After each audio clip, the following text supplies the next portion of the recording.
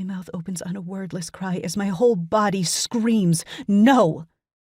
But I'm not the one yelling.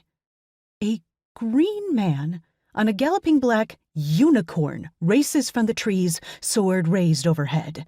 He barks out a challenge and leaps to the ground before the unicorn even comes to a full stop, landing with the perfect balance of an athlete. Monster Man lets go of me and whips around, pawing the axe from his back.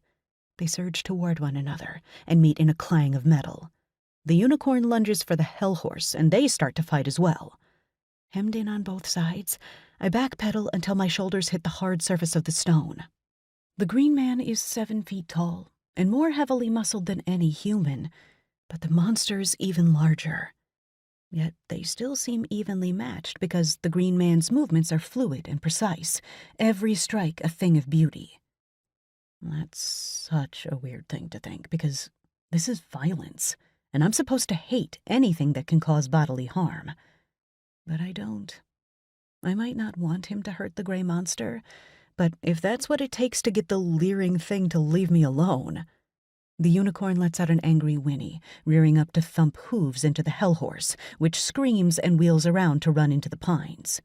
The green man counters a vicious strike and spins, driving his sword into the monster's shoulder. Black blood wells from the wound. That explains his skin color.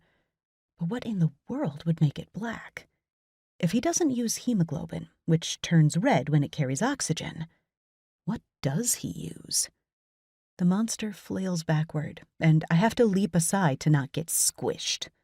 Focus, Selena. Now's not the time for a comparative biochemistry lesson. Another scream comes from just within the trees, and the monster man yells and goes racing over to meet the hell horse, swinging up onto its back and galloping away. The green man turns to face me, his dark eyes raking over my turquoise scrubs with a frown. His voice is deep and resonant now that he's not yelling. Travesty.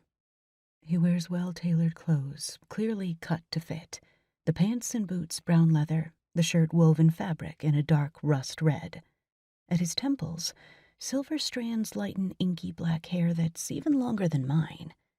His handsome face has a perfectly shaped nose, scowl lines bracketing an otherwise attractive mouth. He's older than me, but it's the seriously hot kind of older that some men grow into, where they're even better looking than when they were young.